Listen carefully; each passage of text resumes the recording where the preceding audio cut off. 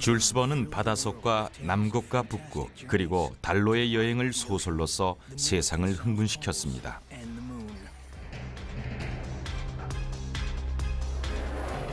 19세기 당시 그런 곳으로의 여행은 불가능해 보였지만 우리는 지구 속을 제외한 그의 모든 꿈을 실현시켰습니다. 현대 과학과 기술은 그의 마지막 꿈을 실현시킬 수 있을까요? 우리는 지구 중심에 도달할 수 있을까요?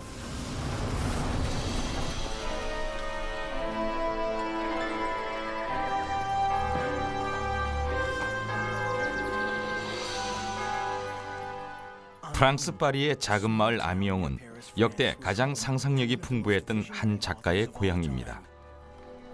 SF의 아버지로 불리는 그가 미래를 창조해냈다고 믿는 이들도 있습니다. 줄스 번 150년 전, 그는 이제는 대부분 과학적 사실이 된 모험과 환상에 대해 글을 썼습니다.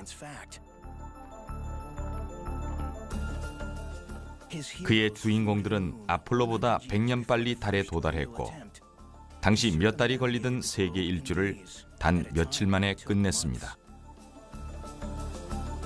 다른 번의 베스트셀러처럼 지구 중심으로의 여행 역시 다양한 상상력과 연구의 산물이었습니다. 그의 상상이 얼마나 실현됐을까요?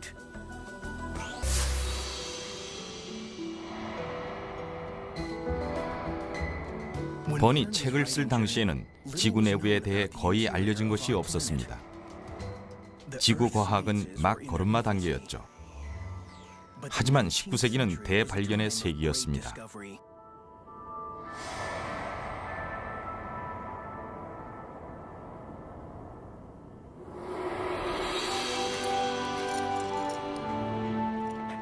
이 책의 배경은 1864년이며 주인공은 독일 교수인 오토 리덴브루크와 그의 조카 악셀, 아이슬란드인 가이드 한스입니다. 이들은 지구 중심으로 여행을 하며 과거로 돌아갑니다. 번의 소설에는 고대 괴물이 나오고 지구 내부에 바다가 존재합니다. 과학과 기술, 박진감 넘치는 모험, 어떤 작가도 그만큼 모험과 발견을 흥미롭게 서술하지 못했습니다. 그의 예측은 정확했을까요?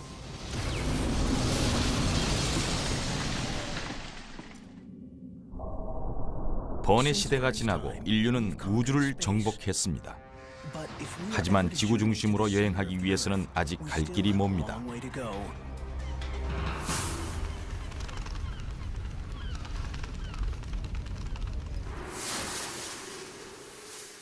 어릴 적엔 누구나 땅을 파내려가면 지구 반대편이 나올 거라는 상상을 해봤을 겁니다. 만약 그게 가능하다면 어떻게 될까요? 스페인에서 들어가면 뉴질랜드로 나올 겁니다. 아르헨티나는 중국으로, 마이애미는 호주의 퍼스로 연결됩니다. 만약 이런 터널이 존재한다면 뛰어든 후 중력이 이끄는 대로만 가면 됩니다. 중력에 의해 속도는 점점 빨라졌다가 다시 느려지기 때문에 가볍게 걸어 나올 수 있을 겁니다. 13,000km 건너편으로 말이죠. 이러한 터널을 만든다면 안에서 무엇을 보게 될까요? 지구의 중심에는 핵이라는 거대한 철공이 들어있고 그 주위에는 녹은 철로 이루어진 외핵이 있습니다. 다음은 멘틀로서 두께가 3,000km에 이르는 움직이는 뜨거운 암석입니다. 우리가 살고 있는 지각은 상대적으로 얇은데 이는 프레이트라 불리우는 조각으로 나눠져 있습니다.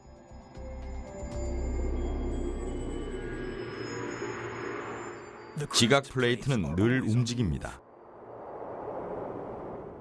침식된 협곡을 살펴보면 세월의 흔적을 찾을 수 있습니다.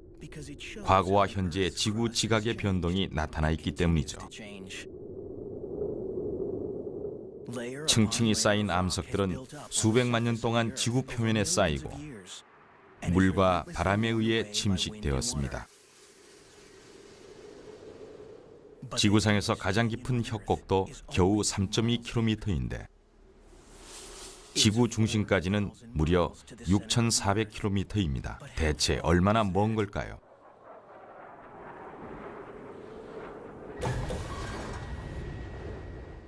이 비행기는 3.6km 높이로 날고 있으며 이들은 2.1km를 낙하한 후에 낙하산을 펼 것입니다.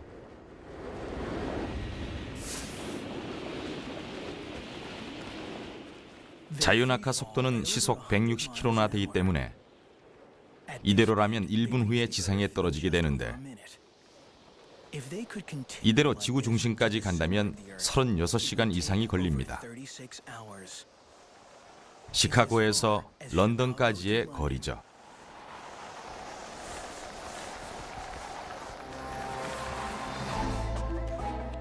지구 중심으로 가기 위한 최적의 출발점은 동굴이었습니다. 버니 아는 한 가장 깊은 동굴은 콜롬비아에 있었는데 그곳은 760m까지만 탐험이 됐었습니다. 버는 자신의 탐험대가 이보다 깊이 들어가면 어떨까 생각했습니다.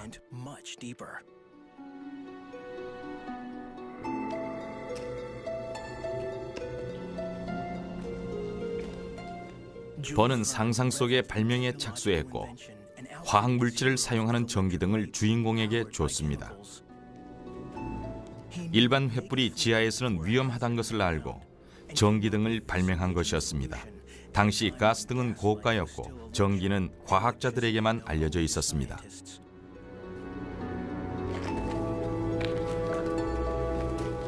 당시 지질학자들은 화산으로 인해 지하에 거대한 터널이 존재한다고 생각했습니다.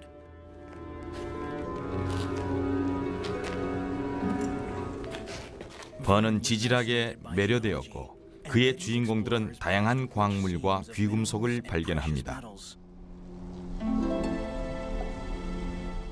또한 물방울에 의해 만들어진 석회암 종류석과 석순도 빼먹지 않았습니다.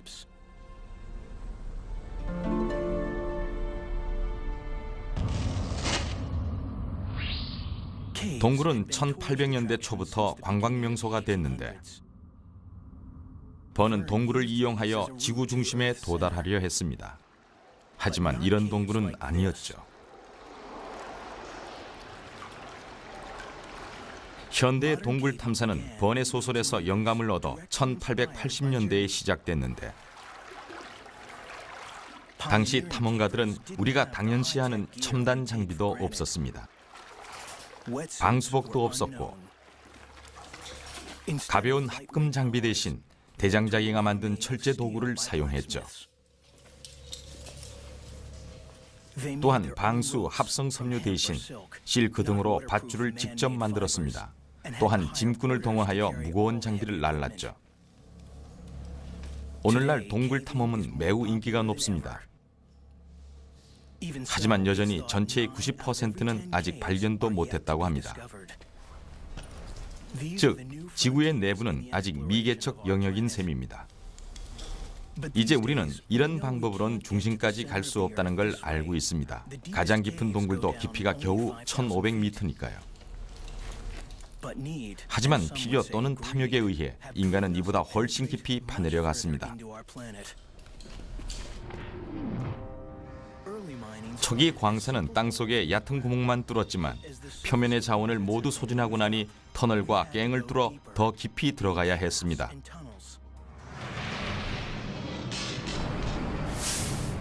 게다가 그만한 가치가 있으면 더욱 깊이 내려갔습니다.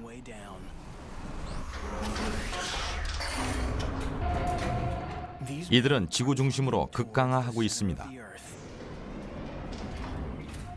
이들은 금을 찾고 있는데 3.2km를 파내려가도 그만한 값어치가 있는 금속이죠.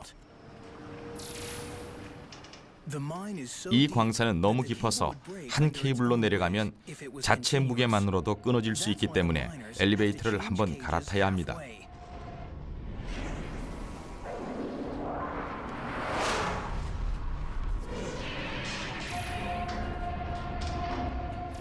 이미 번이 알고 있던 광산의 바닥보다도 600m를 더 내려왔습니다. 이 광산은 현재 지구에서 가장 깊은 광산이며 인간이 지각에서 가장 깊이 내려간 곳이기도 한데 이 광부들은 매일 이곳까지 내려옵니다. 지하 3.6km까지 말이죠.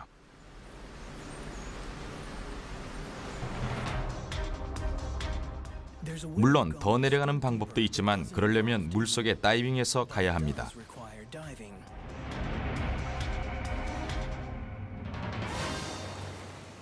지구에서 가장 깊은 곳은 바다 밑바닥에 있습니다. 1960년에 잠수함 트리에스트가 이곳에 도달했는데 물론 번의 해저 이말리에 나오는 노틸러스 호보다는 100년이 늦었죠. 노틸러스의 승무원들을 제외하면 트리에스트의 두 선원만이 이토록 깊은 심연에 도달한 것입니다. 달에서 걸어본 사람이 훨씬 더 많군요. 이곳의 바다는 가장 높은 산보다도 깊습니다. 이들은 비행 높이보다 더 깊이 잠수했습니다.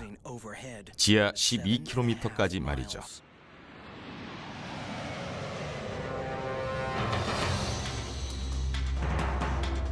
드릴러는 이보다 깊이 뚫을 수도 있습니다. 이곳은 세계에서 가장 깊은 구멍이 뚫린 곳입니다.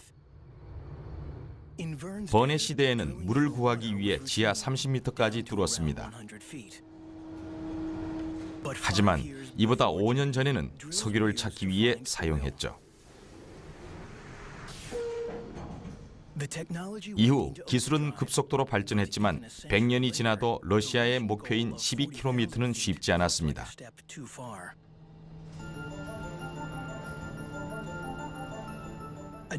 한 독일인의 경우는 암석이 너무 뜨거워서 구멍을 막아 9km에 실패했습니다. 14년 후 러시아인들은 성공했고 즉시 지질학자들은 여기서 나온 재료들을 분석했습니다. 이 깊이의 암석은 이제껏 나온 적이 없었으니까요. 그럼 우리는 지구 중심에 얼만큼 다가갔을까요? 동굴 탐사로 1.5km까지 내려갔습니다. 광산은 3.6km까지 갔고 트리에스토호는 10km까지 그리고 드릴로 12km까지 뚫었습니다. 하지만 지구 중심까지는 6,400km입니다. 표면만 간신히 들어갔을 뿐이죠.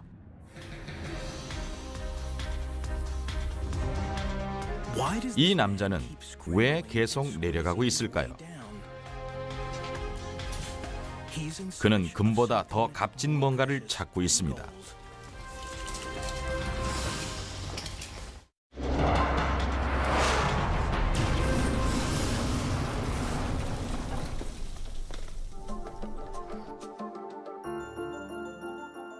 번은 과학의 전성기 때 살았습니다. 모든 자연이 연구의 대상이었죠. 그는 원래 법학 전공이었지만 과학 논문에 깊은 관심을 가졌고 새로운 과학적 발견들을 놓치지 않았습니다. 늘 소재가 필요했던 그는 많은 과학자들의 연구를 인용했는데 찰스 싱클레어 다비는 화산학자로서 번의 소설에 영감을 주었습니다. 19세기 중반에는 지구의 크기와 그 발생 기원에 대해서 아직 아무것도 모르는 상태였습니다. 많은 사람들은 종교적인 믿음으로 일관했지만 과학은 이러한 믿음에 의문을 던졌습니다. 때는 다윈이 막 진화론을 출판했을 때였는데 모든 생물이 6,000년 만에 만들어진 것이 아니라 수백 년이 걸렸다는 이론이었죠. 화석에 박식했던 번은 이를 받아들였지만 다른 이들은 그러지 않았죠. 주님이 당신의 창조물을 멸종시킬 리 없다는 거였습니다. 미국에서 포유류 화석이 발견됐을 때 토마스 제퍼슨조차 이들이 아직도 존재할 거라 믿었는데 번이 이 기회를 놓칠 리 없었습니다.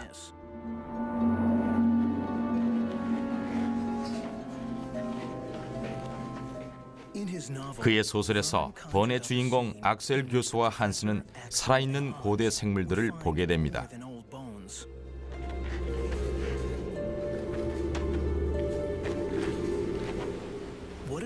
그들은 지하 수백 킬로미터 되는 곳에서 고대 생물을 발견합니다.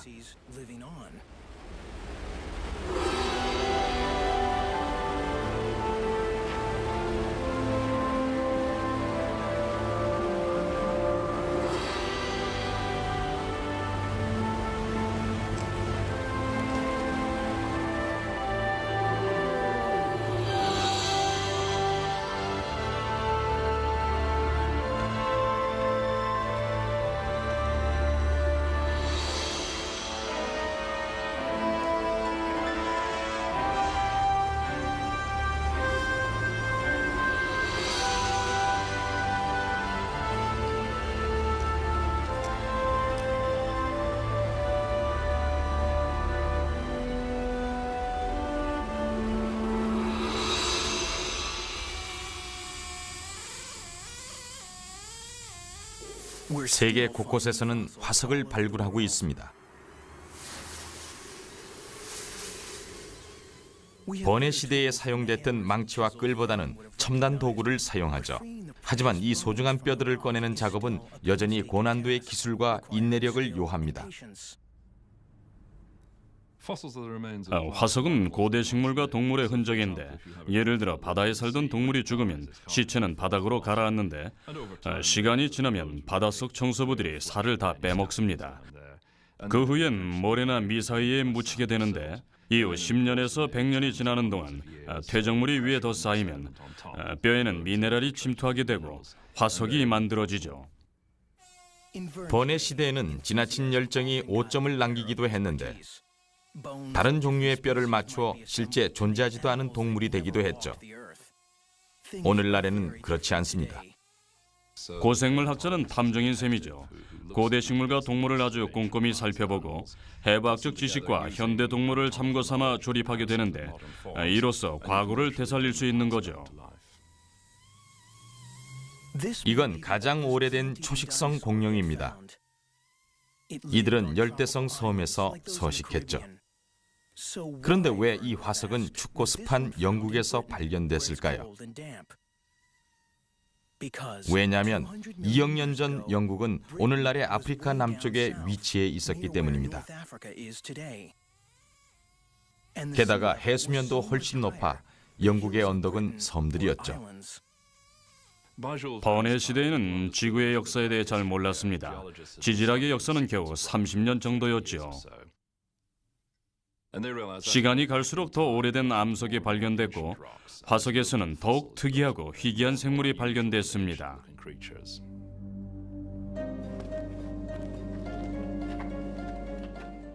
번은 그의 책에서 과거를 되살려 놓았고, 지하 세상에 고대 생물들이 살게 했습니다. 그는 태양이 없기 때문에 식물은 살 수 없지만 균들은 살 수 있을 거라 생각했죠.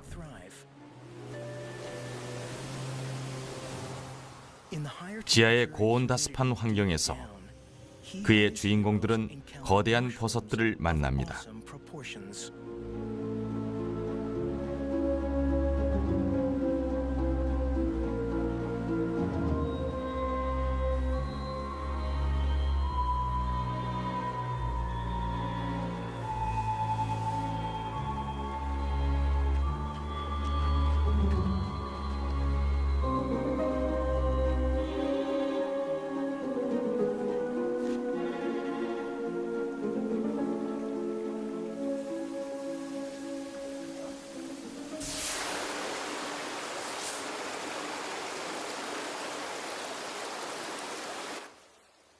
실제 지구 중심으로의 여행에서는 무엇을 만나게 될까요?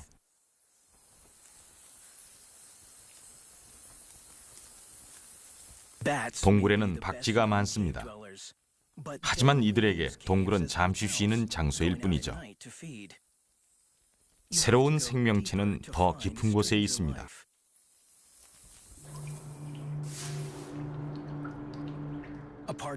이곳의 생물들은 우리에겐 정말 생소한 것들인데, 이곳의 생물 대부분은 지각 또는 기후 변동을 피해 지표에서 내려온 것입니다. 수천 년 동안 이들은 이 어둠의 세계에 적응해 왔습니다. 태양이 없기 때문에 보호색이 필요 없었으며 완전한 암흑이기에 눈도 필요 없어졌죠. 오직 촉각과 후각만 남았습니다. 동굴성 동물들은 연구하기가 어렵습니다. 너무나 좁은 틈에서 서식하기 때문에 포식자들도 이들을 찾아내기가 쉽지 않은 거죠. 하지만 과학자들을 흥분시키는 생물체는 따로 있는데 이들은 너무 작아 육안으로는 볼 수 없습니다. 이들 보이지 않는 실체에 대해 연구하기 위해 존 파크는 누구나 싫어할 만한 어려움을 감수합니다. 지구 중심으로 다가갈수록 온도와 압력이 높아짐에도 불구하고 생물체를 발견할 수 있었습니다. 하지만 생물체들 대부분이 아주 작은 박테리아들이었죠. 이들은 그러한 환경에서도 살 수 있습니다. 심지어는 섭씨 113도에서도 살 수 있었습니다. 이는 끓는 물보다도 높은 온도죠. 지구 내부에서 가장 놀랄 만한 사실은 그곳에 살고 있는 총 박테리아의 수인데 지구상의 모든 박테리아의 약 70%가 살고 있는 겁니다. 따라서 대부분의 박테리아는 지표 아래에 사는 게 되는데 식물이나 동물들이 서식하는 지표와는 멀리 떨어진 곳이죠. 그럼 박테리아는 무엇을 먹고 살까요? 새로운 이론들에 의하면 지구 그 자체일지도 모릅니다. 번뇌 시대의 과학자들은 물이 암석을 침식하여 모든 동굴을 만들었다고 주장했는데 과연 사실일까요? 이 동굴들은 수백만 년 전 해수면이 상승하기 전에 만들어졌습니다. 이제는 샘 같은 노련한 다이버들만이 갈 수 있는 것이죠. 그녀는 물이 아니라 박테리아가 암석을 먹는다고 주장합니다. 만약 박테리아가 없었다면 동굴과 석회암은 없었을 겁니다. 탄산 또는 다른 산들을 만들려면 박테리아가 필요해요. 산이 있어야만 동굴이 만들어지기 시작하죠. 산은 암석을 침식시켜 동굴을 만듭니다. 장기적으로 물의 작용도 무시할 수는 없겠죠. 하지만 박테리아 역시 아주 중요합니다.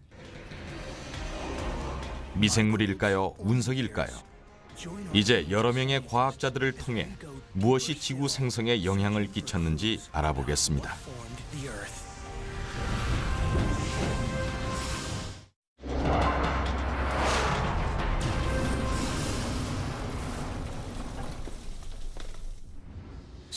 샘은 멕시코의 유카탄 반도에서 연구 중입니다.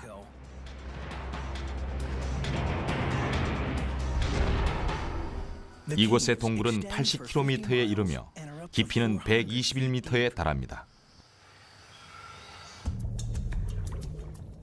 샘이 옳다면 박테리아가 이 동굴을 만들었고 지금도 만들고 있을 겁니다. 박테리아를 찾아 그녀는 수중 미로로 들어갑니다.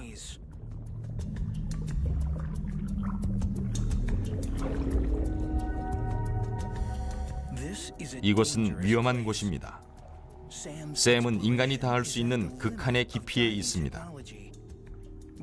이렇게 깊은 동굴을 탐사할 수 있는 과학자는 전 세계에 3명뿐입니다. 모든 장비는 여분을 챙겨갑니다. 문제가 생기면 즉시 해결해야 하니까요. 길을 잃기라도 하면 큰일 납니다.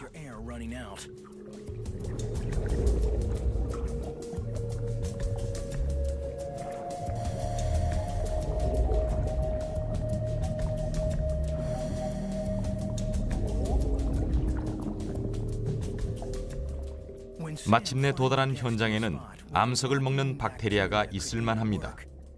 그녀는 샘플을 확실히 채취할 수 있도록 만전을 기합니다. 샘플을 채취하는 데는 10m 길이의 실리콘 튜브를 사용하는데 이를 이용하여 물의 흐름에 영향을 주지 않고 10m 앞에 있는 샘플을 가능한 한 깨끗하고 있는 그대로의 상태로 채취할 수 있는 겁니다. 여기까지 왔는데 인체의 박테리아로 샘플을 훼손시켜서는 안 되겠죠. 이제 돌아갈 수 있겠군요. 샘플을 채취한 다음에는 그 즉시 수면으로 올라와 얼음에 보관하게 되는데 연구실로 들어가기 전까지 이렇게 보관을 해둡니다.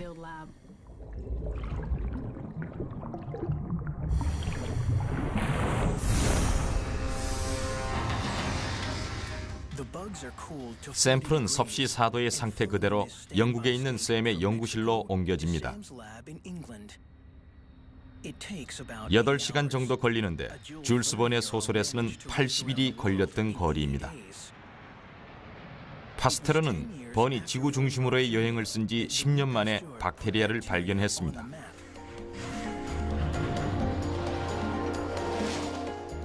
이후 한 세기 동안 박테리아는 지저분한 존재로만 여겨졌지만 이제는 점점 더 절대적으로 필요하고 유익한 존재로 여겨지고 있습니다. 우선 샘은 암석을 먹는 박테리아의 수가 알고 싶었습니다. 또한 모두가 같은 종인지도 궁금했죠. 특히 샘은 그들이 배출하는 산이 동굴을 만드는지 증명하고 싶었습니다. 만약 이들에 대한 샘의 생각이 옳다면 지질학에 있어 큰 발전일 것입니다. 박테리아처럼 100만 분의 1m 크기의 작은 생물이 지구의 거대한 지층을 부식시켜 동굴을 만들고 주위 환경에 영향을 준다는 것은 정말 놀랍고도 흥미로운 사실이 아닐 수 없습니다.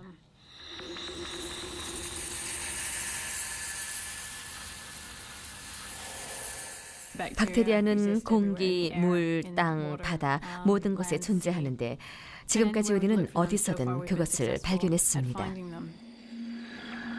지구 중심에도 박테리아가 있을까요? 박테리아가 얼마나 깊은 곳까지 살 수 있느냐고 물으시는데 그것은 온도에 따라 달라집니다. 하지만 아직 그들이 살 수 없을 만큼 깊은 지점까지는 가지 못했지요.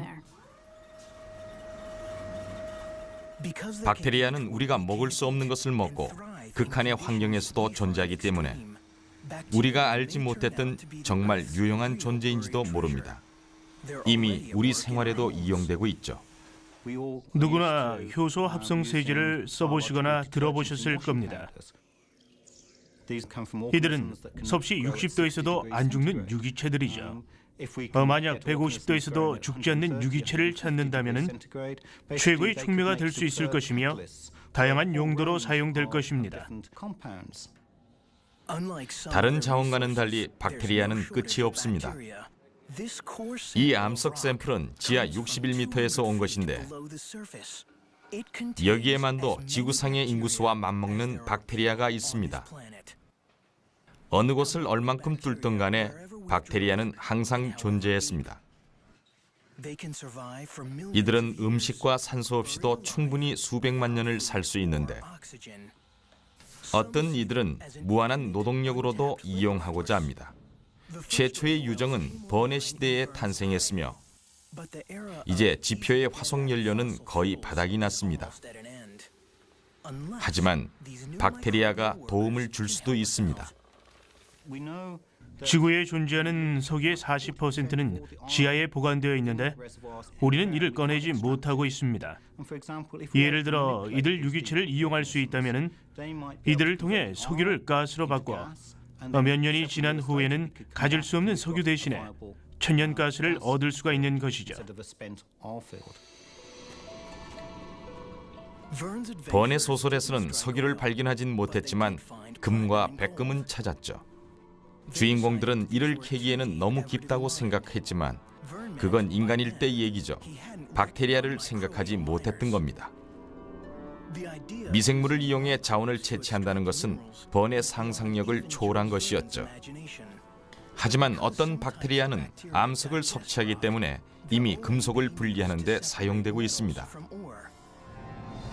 이는 시작에 불과합니다.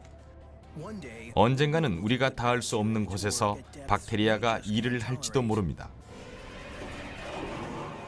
그때까지는 예전의 방식대로 해야겠죠.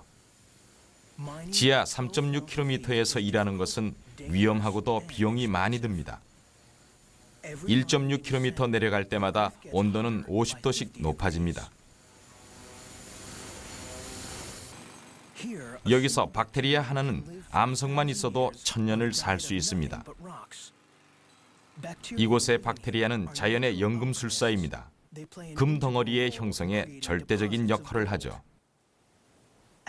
박테리아는 암석과 미네랄 광석을 분해할 때 금 분자를 자신의 피부 밖으로 내보냅니다.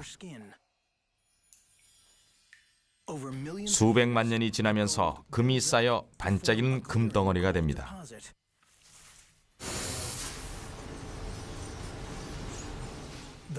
금 광산은 작은 도시보다 많은 전기를 사용하며 매일 8만 톤의 얼음을 생산합니다. 또한 금을 운반하기 위해 매일 10톤의 광석을 3.2km나 운반합니다. 이곳은 아주 깊은 곳이지만 뜨겁지 않기 때문에 광산이 존재할 수 있습니다.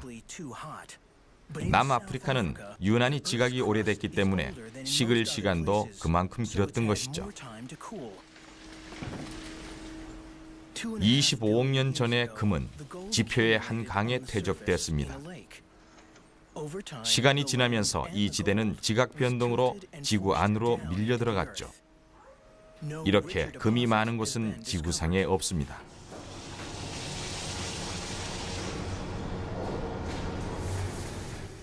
전 세계 금의 3분의 1이 이곳에서 생산되지만 겨우 2,000톤에 불과하죠. 금과 백금 같은 금속은 왜 희귀한 걸까요? 우선 지구 전체가 녹아있을 시기로 돌아가야 합니다.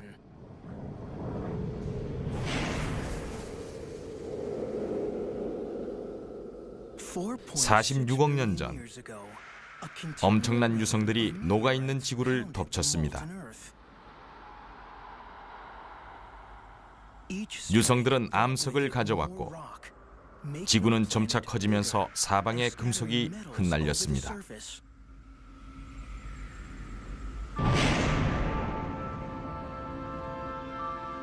그러다 거대한 소행성이 부딪혔죠.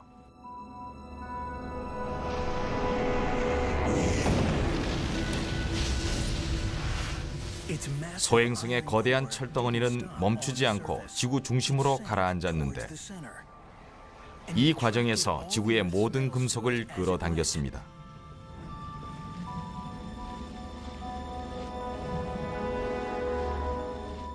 소행성의 작고 가벼운 암석 조각들은 지구 주위를 돌다가 중력에 의해 서로 모이게 됐는데 1년 이내에 이들은 지금의 달이 되었죠.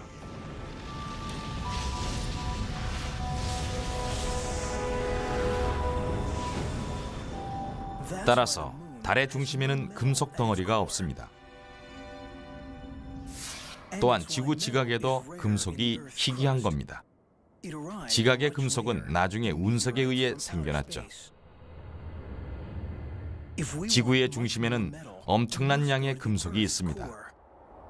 대부분 철과 니켈로 이루어져 있는데 1%는 금입니다. 지구 중심이 워낙 커서 많지 않아 보일 수도 있지만 전 대륙을 무릎 높이만큼 금으로 덮을 수 있죠.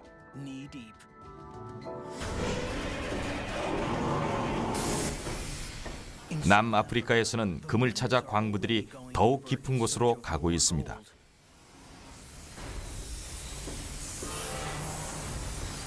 이들은 지하 4.8km까지 내려가려 하는데 이 깊이에서는 냉각 비용만도 총 비용의 20%에 이릅니다. 어쩌면 열 차단복이나 로버트가 필요할지도 모릅니다.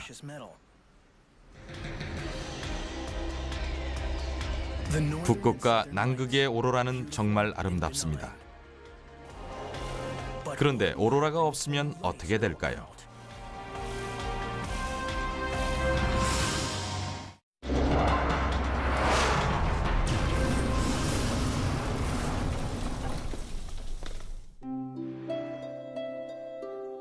1860년에는 누구도 지구 내부의 현상에 대해 알지 못했습니다. 사람들은 지구 내부가 비었다고 생각했죠. 이는 200년 전 혜성으로도 유명한 헨리가 내놓은 이론이었습니다.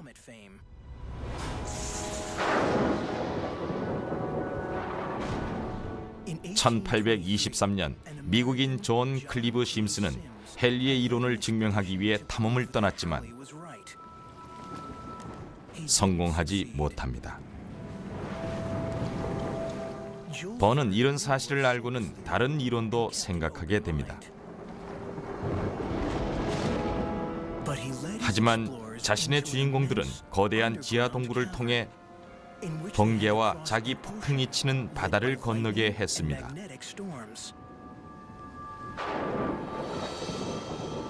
이는 환상에 불과했죠. 하지만 사실적인 부분도 있었습니다.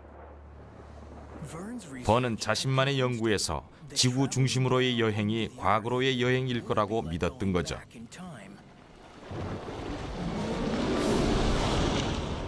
고대 생물이 살아있는 과거로의 여행 말입니다. 2억 년 전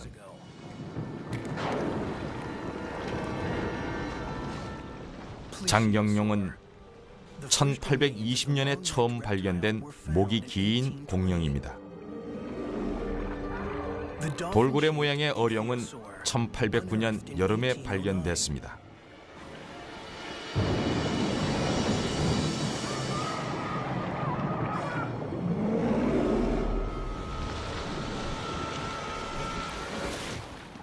번이 옳았습니다. 실제 지구 중심에는 바다가 있었으니까요.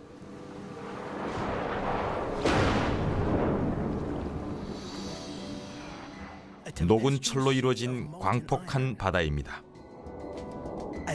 이 바다가 고체의 내핵 주위를 요동치면서 자기력이 형성됩니다. 이 거대한 힘이 우주까지 닿아 우리를 태양의 방사능으로부터 보호해 줍니다.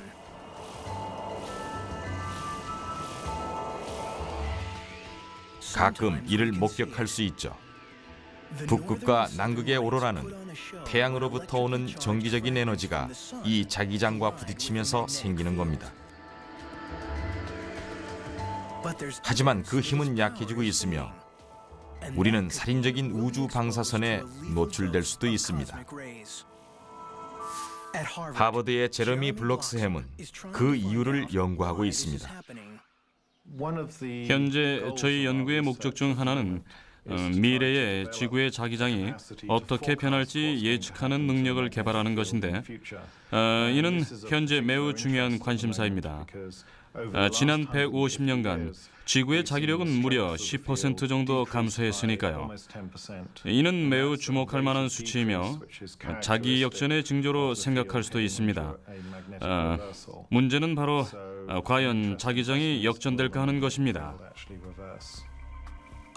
자기 역전이란 자기 북극과 남극이 바뀌는 현상을 말합니다. 나침반도 소용없을 것이고 남과 북이 말 그대로 완전히 뒤바뀌는 겁니다. 하지만 처음 일어나는 일은 아니죠. 지난 3, 4천만 년 동안 약 60번의 자기 역전이 있었습니다. 따라서 지질학적 측면에서는 흔한 현상이죠. 하지만 인류가 보는 역사에서는 아주 희귀한 현상입니다. 자기가 역전되면 어떻게 될까요?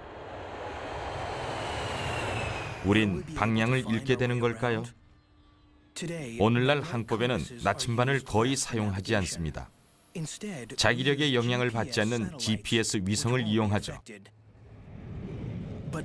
하지만 자기 역전 전에 지구의 자기장은 사라지게 되고 이로 인해 모든 위성은 방사능에 의해 타버리게 됩니다. 인류에게만 변화가 있는 것은 아닙니다. 많은 동물들은 이동 시 타고난 자기 나침반에 의지합니다. 이들이 어떻게 될지는 아무도 모르죠. 하지만 자기 역전은 서서히 일어나는 현상입니다. 제러미는 이를 예의주시하고 있죠. 자기장의 변화를 관측하는 데는 다양한 기술들이 이용됩니다. 자기장만을 관측하기 위하여 지구 궤도를 돌고 있는 전용 위성이 따로 있으며 또한 전 세계 곳곳에 정규적인 자기장 관측소를 세워두고 계속해서 자기장을 측정하고 있죠. 하지만 가장 오래된 관측소에서도 10년 내지는 100년간의 변화를 측정할 수 있을 뿐입니다. 자기장의 변화는 훨씬 장기적으로 보아야 하며 따라서 수백 년에 걸친 자기장의 변화를 측정할 방법을 찾고 있습니다.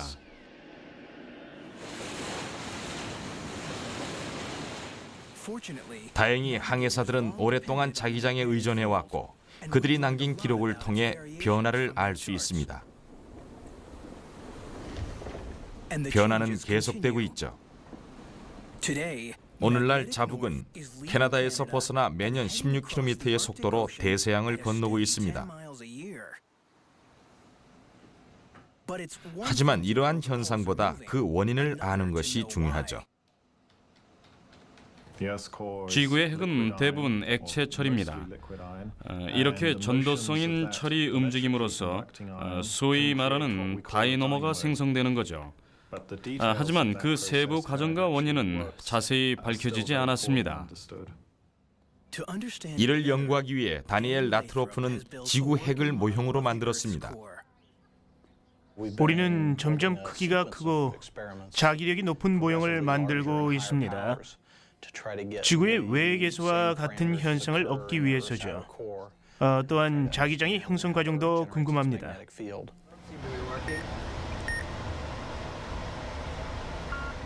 온도도 잘 봐요. 네,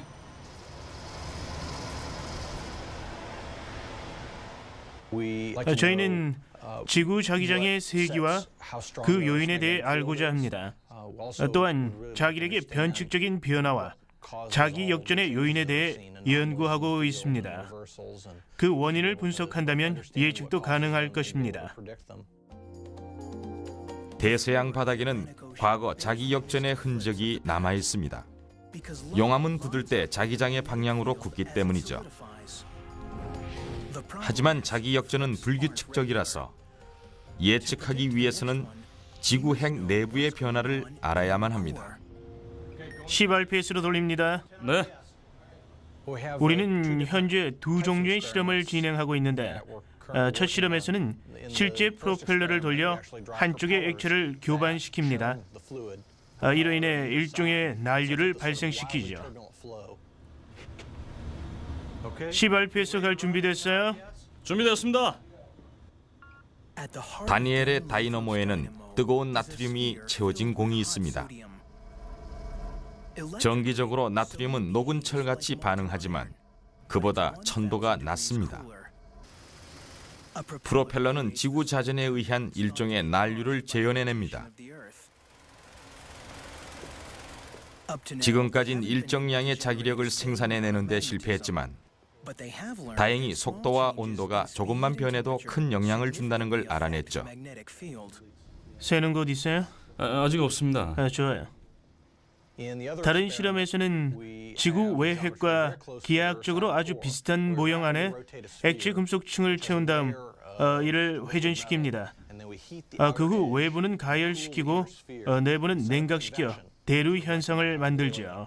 끓는 물에 파스타를 삶듯이 액체 금속을 교반하면서 난류가 발생하여 자기장이 형성됩니다.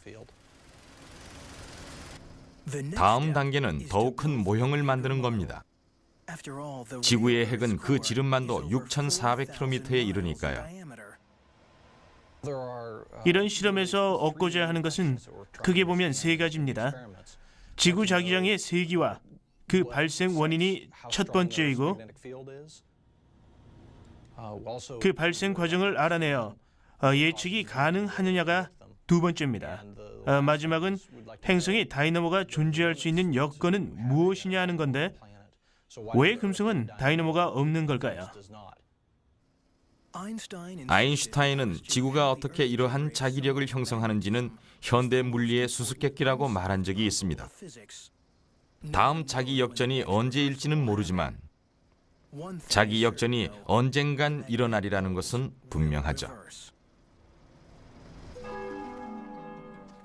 번의 시대의 과학자들은 지구가 자기장을 만든다는 건 알았지만 자기 역전에 대해선 몰랐습니다. 그럼에도 번은 자기 역전을 예고했죠.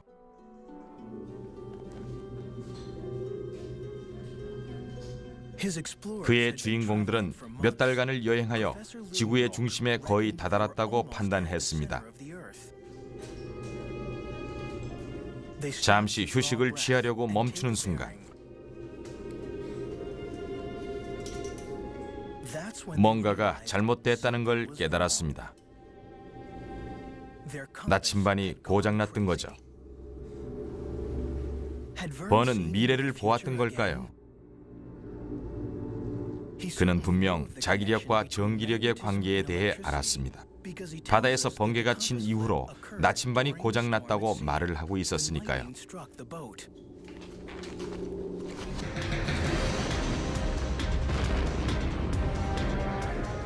따라하지는 마십시오. 화산이 언제 폭발할지 알기 위해서는 다른 방법도 있으니까요.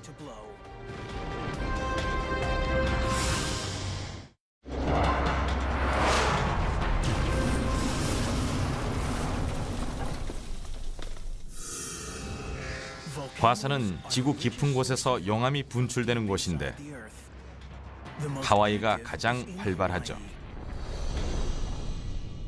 지구 중심이 어떤지 느끼기에는 안성맞춤인 곳입니다.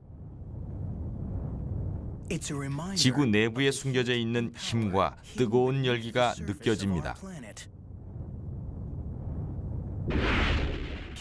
kilauea 화산은 수천 년간 끊임없이 용암을 분출하고 있습니다. 이 섬을 만든 것도 이 화산입니다.